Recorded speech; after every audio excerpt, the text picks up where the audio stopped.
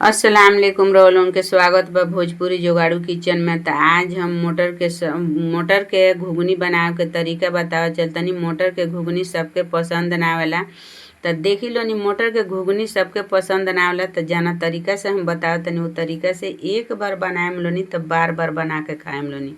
तो देखी लो नी मोटर के घुगनी बनावे खातिर सबसे पहले अच्छा से भिगो दिए, अच्छा से फूल जाई तब मोटर के घुगनी बनावल जाई। तो देखी लो नी हम रात भर खतर भिगो दिल नी, अच्छा से मोटर फूल चुकल बा।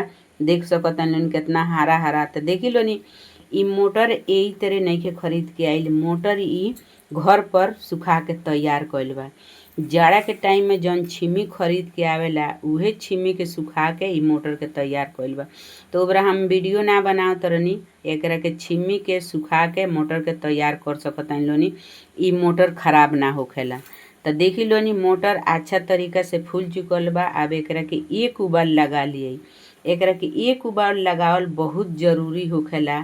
एकरा के बे उबाल ले घुगनी के बनावल जाला तब टाइट के टाइटे रहेला। एकरा के एक उबाल लगा लियला तब बहुत नरम बहुत मुलायम घुगनी मोटर के बन के तैयार होखेला। तो चली लो नी मोटर के एक उबाल लगा लिए।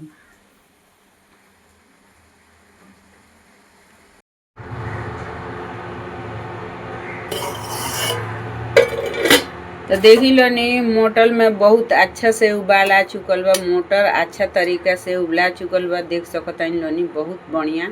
अब चूल्हा के बंद कर दिया, मोटर के अच्छा तरीका से धो धा के आ तब मोटर के घुगनी बनाव के तैयारी कइल जाई।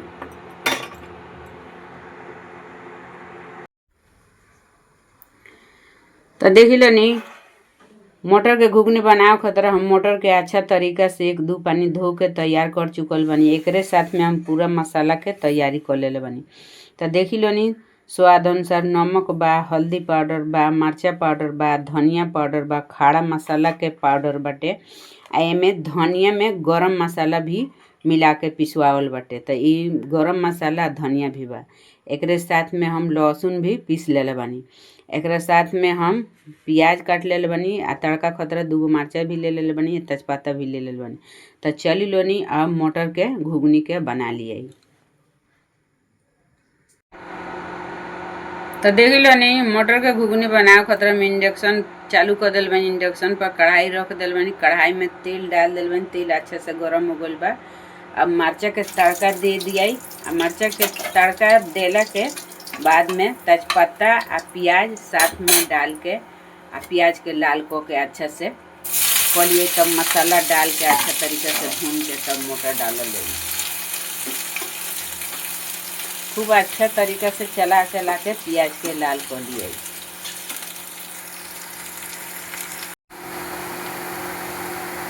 तो देखी लो नी प्याज अच्छा से लाल हो चुकल बा। अब एमे मसाला डाल के खूब अच्छा से भून लिया आ तब मोटर डाल के एक दू मिनट मोटर के भून लिया। तो देखी लो नी मसाला डाल के आ थोड़ा सा पानी डाल दिए जो मसाला अच्छा तरीका से भुना भी जाई आ प्याज अच्छा तरीका से गल भी जाई। अब एकरा के लगातार चला चला के अच्छा तरीका से खूब भून लिया। आ भूनला के थोड़ा सा बाद में मोटर के डाल के आ एकरा के एक दू मिनट मोटर भी एकरा साथ में भून लिया।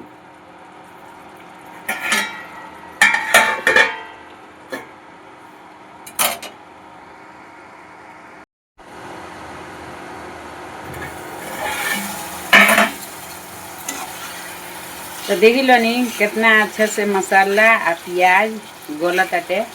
अब एकरा के खूब ज़्यादा नहीं के भूने के। अब एकरा में मोटर डाल के आ मोटर के साथ में मसाला के भूने के बा। तो देखी लो नी मोटर और मसाला खूब अच्छा तरीके से मिला के आ एकरा के ढक के आ एकदम धीमा आँच क के एकरा के भून लिए जे मोटरू खूब अच्छा तरीके से भुना जाए।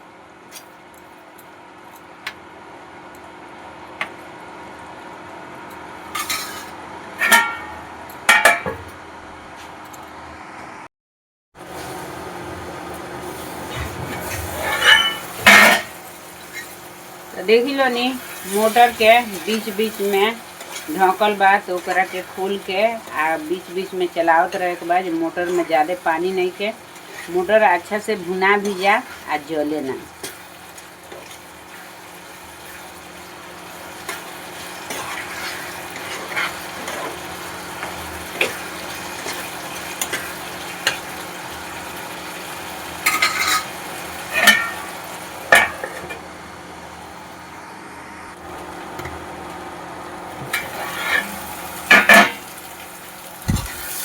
तो देखी लो नी मोटर में के पानी एकदम अच्छा तरीके से सूख चुकल बाटे।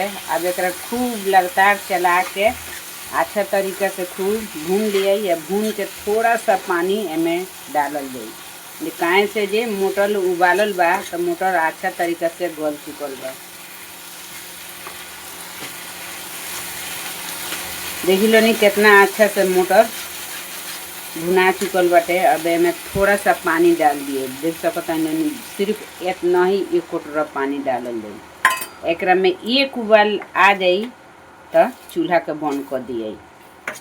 थोड़ा सा एमे ग्रेवी रही तबे भूजा से चाहे रोटी से चाहे चावल से कुछ भी से खाइल जाई। अब एमे 1 उबाल आ जाई तो चूल्हा के बंद कर दिए।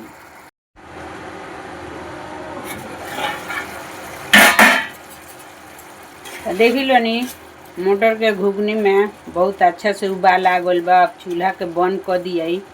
अब देखी लो नी मोटर के घुगनी अच्छा तरीके से एकदम कंप्लीट हो चुकल बा।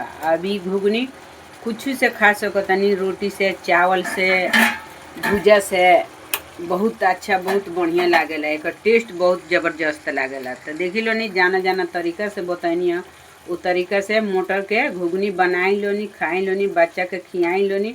हमार वीडियो अच्छा लगल तो वीडियो के लाइक करके चैनल के सब्सक्राइब करें। नए नए तरीका सीखे को तो कमेंट शेयर करें। अगले वीडियो में मिले। अल्लाह हाफिज़।